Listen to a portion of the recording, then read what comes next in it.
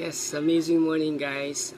Videos for today is mag-install tayo ng tire dito sa front ng motor natin. So, mag-install tayo ng tubeless tire. Gagawin natin tubeless to. Pero nakarayos yung pinaka-rim natin. So, rim sets siya, pero gagawin natin tubeless. Usually kasi lagi tayong napaplatan sa gitna ng daan na napapako, tapos punta tayo sa vulcanizing shop para lang na magawa. Pero ngayon, tubeless tire, kahit na mapako yan, makakawit pa tayo, ano? So, ito yung gagamitin nating airlock. Ito yung 200 by 14. Usually, ginagamit ko sa mga Mio. So, gagawin natin airlock to. Ipapakita ko mamaya, ano? So, nagawa ko na to dati doon sa likod ng motor natin. So, successful siya. So, gawin na natin. Guys, tanggalin na natin yung pinaka-tornilyo ng axle para matanggal na natin yung pinaka-gulong natin.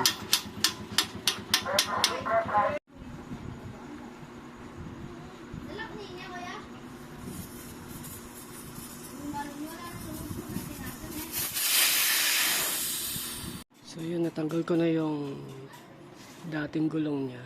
So yan. At ito yung bagong gulong.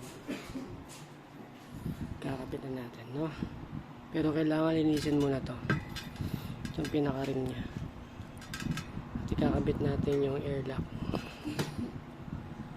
Guys, natanggal na natin yung pinaka maliit na interior cover ng mga rayos. At meron siyang kalawang, no? Lilinisin natin yan gamit yung engine degreaser para mabilis. So yung kukuskusin natin ng Scotch-Brite para matanggal. Guys, pwede rin gumamit ng toothbrush.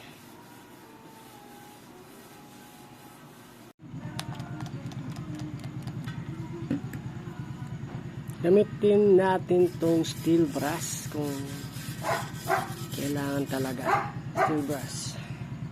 So, ito na siya guys. After kong lininis gamit yung engine degreaser. So, ang dami kong in-apply dyan para maging ganyan. Alright.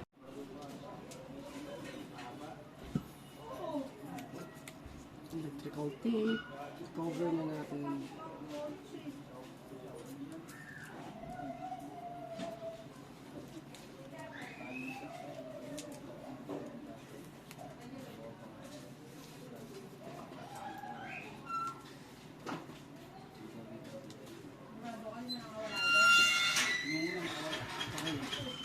Stop mo video.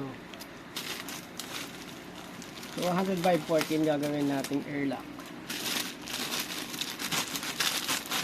Ito yung interior para sa Mio, pero gagawin airlock.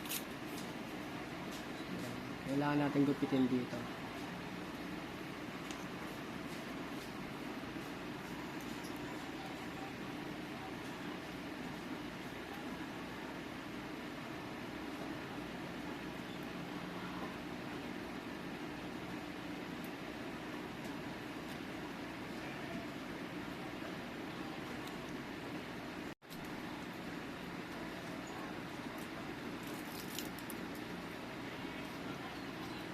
Okay na dyan.